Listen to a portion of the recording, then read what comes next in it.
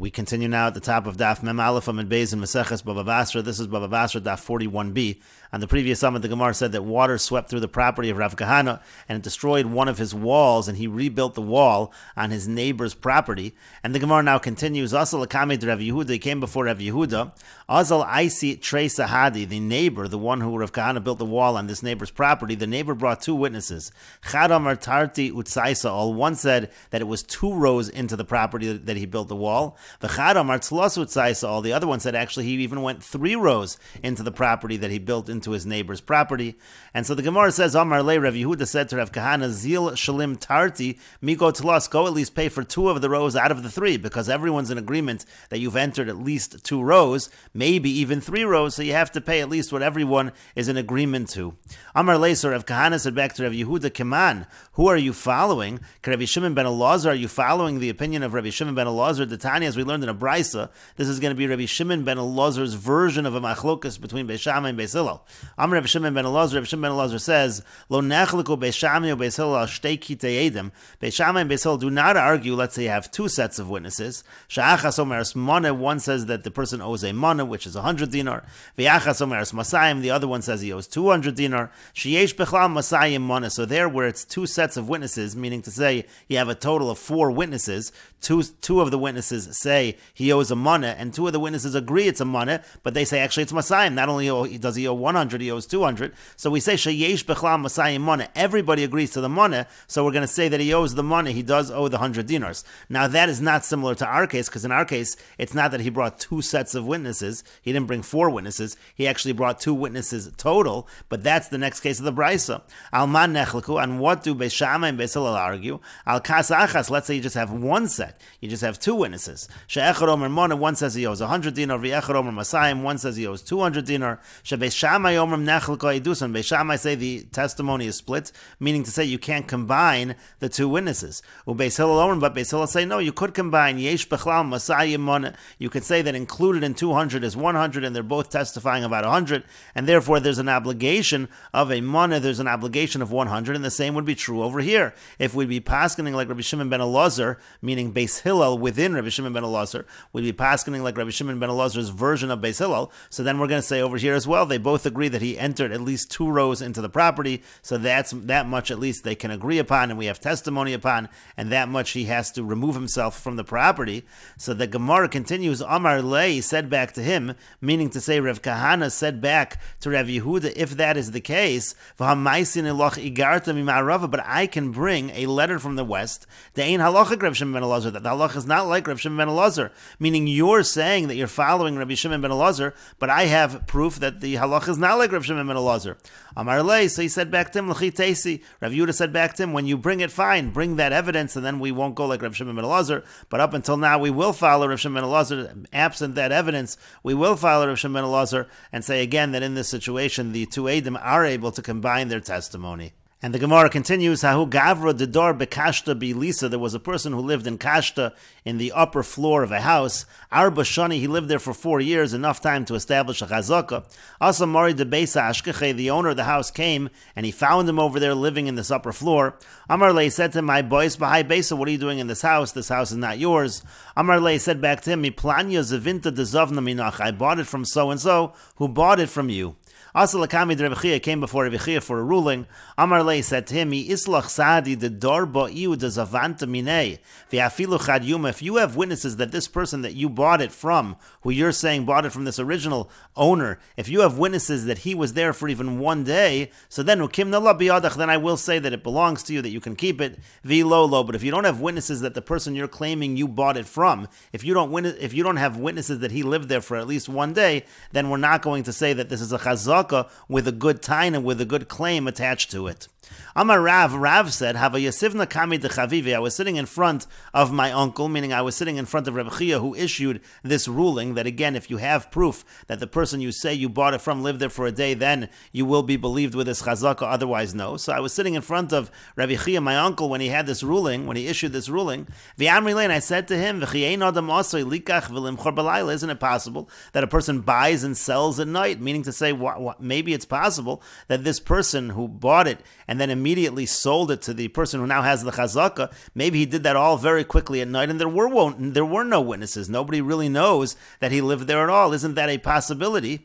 And Rav said that when he said that, v'chazise l'daite, and I saw, in his opinion, I understood from what he was saying, that Rabbi Chia would say as follows: if the person said to him, Kamoi didi zavna minach, if the person who's making the chazaka said that it was in front of me that so-and-so bought it from you and I bought it from him, but I saw that he bought it from you, so then mehem, and then actually he would be believed, because then he's saying that he had actual evidence, he knew 100% that the person he bought it from the original owner. And why is he believed? Migo di boy amar le'ana zavinta minach, because he could have said, I bought it directly from you. He has a chazaka right now, so he could have made a claim that would have won, and so therefore if he says that I bought it from so-and-so and I saw that he bought it from you, that would be sufficient. And the Gemara continues, Amar Rava, Rava says, Kivasi de Rabbi Chia mistabra. It makes sense like what Rabbi Chia is saying. The Katani, because we learned in the Mishnah, Haba mishum Yerusha eino tzarech taina. It says that if somebody comes as an heir, if somebody comes through inheritance, so then he doesn't need a claim. Meaning to say, let's say a person says that I inherited this from my father and now I've established a chazaka, that's good enough. And we can infer from there, taina hu de lo boy. You don't need to have a claim, haraya boy, but you do need to bring evidence. And we'll take a look at the Rashbam in a moment, but first we'll finish up the Gemara. The Gemara says, V'dilma lo raya boy, v'lo taina boy. What do you mean? Maybe you don't need evidence and you don't need a claim. How do you know that you need evidence? V'i boy is same, and the Gemara says, if you want, I could say, Shani lokech, it's different by a buyer, to lo shadi zuze bechti, he's not going to give money for nothing. What the Gemara here means to say is that a buyer is different than an heir. A buyer automatically, when he's buying it from somebody, he must have ascertained that the person he's buying from was the owner, and so that's a little bit different than a Yoresh. Again, we'll see the Rashbam in a moment.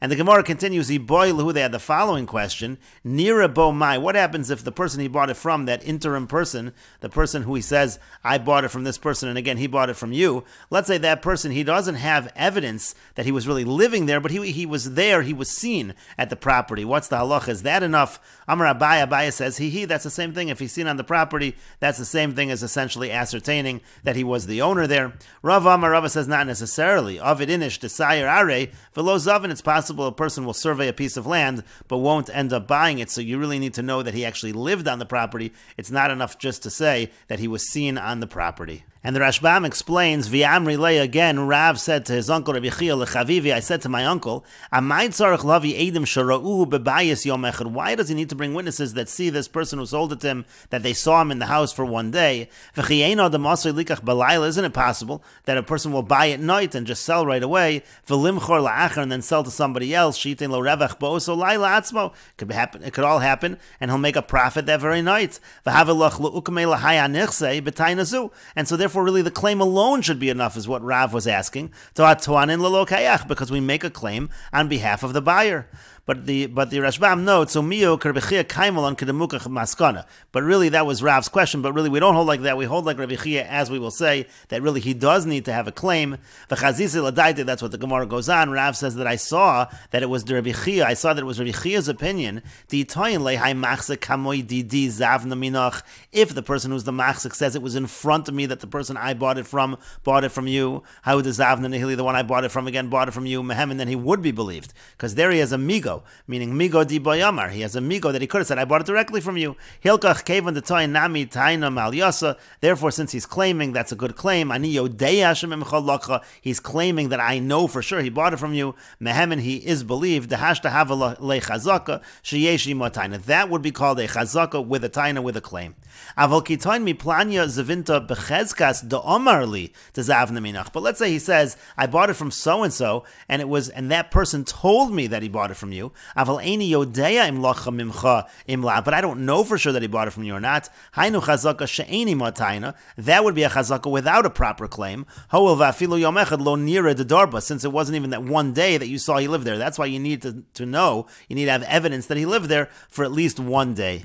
And then the Gemara said, Kivasi Rabbi Chia de tzarech lavi edim shadar ba hamocher lo yom echad. It makes sense to say like Rabbi Chia that you do need to bring witnesses that he lived there for one day, and that the reason why that makes sense is because the Mishnah said haba mishum yerusha, that if a person is coming as an heir, it's as an inheritance. So then we say v'hu adin mishum lakicha. At the beginning, the Gemara is assuming yerusha and lakicha, an heir and somebody who buys is the same. So what did it say in the Mishnah? It said ein sarach taina. He doesn't need to have a claim, meaning hach taina de le'el de katani masnisin, meaning you don't need the same claim that the Mishnah has earlier in the Mishnah, atam machartali, that you sold it to me, atana satali, matana, you gave it to me as a gift. Ein sarach yoresh liton v'lomar atam macharta lo'avi. That's what we mean. The yoresh does not need to claim you sold it to my father. He doesn't need to go that far back. Aval raya be'edem shadarba yom echad miyaboy. But you at least do need evidence with witnesses that the person lived there for one day. That is required by a yoresh, and the assumption is, that's why it's an assumption like Rabbi Chia, the assumption is that's true by a lokeach as well. Midalo katani haba mishum Yerusha eno tzarech klum taikin hachi. The Gemara is making this inference because it doesn't say that if you come from Yerusha you don't need anything. You do need something. So again, you need that raya. The Gemara says it's not necessarily a proof. V'dilma lo raya. The Gemara then says maybe you don't need a raya either. V'hachi kamar. Maybe it means haba mishum Yerusha ein tzarech shum taina ba'olam. If you're an heir, you don't need any claim. Ela zu bilvad. All you need to say is may avi ani yarsha, that I inherit from my father. Avaloe de diras yom echad. You don't need witnesses that he lived there for one day. V'lo tainas mechiro matana shenitna liyavid. But you don't even need a claim that it was sold or gifted to his father. You don't need that. And then the Gemara also said you can't bring a raya from the Mishnah. Because you could say a buyer is actually not the same as a yoresh. Meaning afilu im tomer ki a yoresh tzarech raya de darbe marisha yom echad. Even if you're going to say that a yoresh does need evidence that the person who he inherited it from was there for one day, lived there for a day, maybe lokech adiv tfei mi yoresh. Maybe a buyer is better than a yoresh. The lokeach ilu lo brira le milsa, because by a buyer we can say if he wasn't certain devadai zovna hamochra lo mi balakarka, that the person he's buying it from, meaning the person who's selling it to him, actually bought it from the owner of the land. If he wasn't sure of that, lo havishadi zuzi bechti, he wouldn't give away his money for nothing. If he's buying it from this guy, he must be certain that this person was the owner and this person bought it from the previous owner. Hilkach, therefore, vadai kama milsa shaper, he certainly ascertained the matter properly, kashalach, when he bought it, vein sarach lo raya v'lo taina. He doesn't need evidence and he doesn't need any claim. And then finally the Gemara asked, let's say we saw this person who sold it to the ultimate buyer, the person who's making the chazaka, we see him on the land to measure the land, to survey the land. Kama orko, kama rochbo, how long is it? How wide is it? What would be the halacha then? Michashiva edus raya ke edus dir, with edus raya ke edus dir, would that be enough? That testimony, would that be the same as testimony that he actually lived there? And the Rashbam says, since we do hold like Rabbi Chia, that's why we're asking, what exact evidence do you need? And then the Gemara ultimately said that is a machlokas between Abai and Rava. Abai says that is sufficient, but Rava says it might not be sufficient. Just because a person surveys the land does not mean that he ultimately buys the land. And the Gemara continues at the two dots, shlosha lekuchos mitzdarfen, 3 buyers can join together. What that means to say is, let's say you have a buyer, he buys it from the original owner, he stays there for a year, then he sells it to a second buyer who's there for a second year, and then the second buyer sells it to a third buyer who's there for the third year. Now you have 3 years straight. And this original owner never protested. That could be enough to establish a chazaka. And the Gemara continues, Rav says, V'kula mishtar, that's only true if each sale was with a shtar, because since each sale was with a document, the original owner will be aware of what's going on. And again, it's his responsibility to protest, to not let it go on for 3 years. The Gemara continues, Lamemer desava Rav shtar isle kola ve'edim leslu kola. Does that mean to say that Rav holds that a document, the word goes out properly, and therefore the original owner is aware that he needs to protest, but if it would just be sales with edim, so apparently the word would not go out. That seems to be what Rav is saying by requiring shtar, but that's not true. V'amar Rav, but Rav said, Hamocher sada be'edim, if somebody sells a field with witnesses, so at that point in time, gova min nechasim mishubadim, you're able to collect even from the property with a lien on it, meaning to say in such a situation, when the field is sold with witnesses, the word does go out, the people are aware to be careful about this property, and that's why you can even collect from property with a lien. And the Gemara says, Hasam over there is different because it's lekuchos, it's buyers, and the Rashbam explains, mitzdarfen Tzorfin halakuchos v'yafsid Ruvain. It means to say, again, you have these three buyers can join together, and Ruvain, who's the original owner, he's going to lose out. Tekevan de b'shtar lochu zemizeh, because since each buyer bought it from the next one with a shtar, kedem afarish Rav Samach, as Rav is about to explain, Edom shebishtar afku l'kola, the Edom sign on the document, the word goes out because of that. V'yoda Ruvain knows exactly what's going on, umidalo micha hefsid, and from the fact that he didn't protest, he loses out. Aval below shtar, but if there's no document, matzi ton haidalo machoy, then the original owner Ruvain can say, I didn't protest, shelo hechzik echad mikem shalosh shanim, because none of you were machzik for 3 years. V'lo achzekisu kedem chazkiin, she didn't do the normal way of making a chazaka. And the Rashbam continues, V'chulan b'shtar, ashnei lekuchos achronim kai. This is going on the two later buyers. They have to use a shtar. Avalokei achrisha, now that first buyer, shalokach min hama'ar, he's the one that bought directly from the one who's protesting. Ma'lonu l'shtaro. For him, we don't really need the shtar. The im yesh lo shtar, because if the first buyer has a shtar, pshita dein yachol ara. Obviously, the Ruvain can't protest then, because then there's a shtar showing that Ruvain actually sold the property to the first buyer. So we're talking here about the latter two buyers. Those last two buyers, they have a shtar, and that's why we can then combine all three of them for a chazaka. And the Gemara then said, well, if you need a shtar, that sounds like we're saying that shtar is like kala, that a shtar, the word goes out, shemisasvin lakosvo, lachosmo v'akol shomen, because people have to gather to write it and sign it, everybody knows about it. V'edim leslu kol, and apparently witnesses there is no kol. Mechira be'edim below shtar, meaning if you sell with edim without a shtar, apparently there is no kol, and that's why the buyers are not mitzdarif in such a situation. But the Gemara then continued, how can it be that Rav makes that distinction between shtar and edim? But Rav also said, hamocher sadeu b'fnei edim, if somebody sells his field in front of witnesses, the kibel olav achrayusa. The case over here is, the seller takes achrayus, he takes responsibility for the sale. Essentially, he says to the buyer, if anybody comes and takes this property away from you, I take responsibility. So the halach is, gova halokeach min hamocher. So now the seller's taking responsibility. The buyer can then, let's say it does get taken away from the buyer can collect from the mocher, afilu min nechasim shashibet, even from nechasim mishubadim, even from the seller's property which had a lien on it, which maybe the seller then subsequently sold, umashkan umacher karka osav, maybe he gave it away as collateral or sold the land achrei mechirazu, after this sale, shekibel olav achrayusa, the sale which he took responsibility. So the point over here is that he sold his field with edim and took responsibility, and now there's a lien on all of his property because apparently the word does go out with the edim alone. V'tam misham de edim mafki l'kola. The idea seems to be that the witnesses put out the word, there's a kol, so all subsequent buyers know that this seller sold a piece of property with achrayus and took responsibility. So therefore the subsequent buyers, when they were buying property, they should make sure that the person they're buying from, the seller, has some property remaining by him to cover this achrayus. Otherwise it's their fault. Kashir achrayus, they have to make sure that he can cover. Otherwise they know that they're the ones that are going to be responsible because there is a lien on the property. Alma edim below shtar islu kala. The point is, you see from here that witnesses, even without a document, the word goes out, there's a kol. And the Gemara answered, shani lekuchos, it's different by buyers. Afagav de mechira be'edim below shtar less like kala memela, even though a sale with witnesses without a shtar, there's no automatic kol. Elim ken yefash v'shu v'yachgru adover, unless you actually investigate and search it out. So the point over here, there's enough of a kol when it comes to buyers. They should beware, even though there's not an automatic kol, so to speak. And we will continue with this discussion in the next video on Daf Membe's Amud Aleph.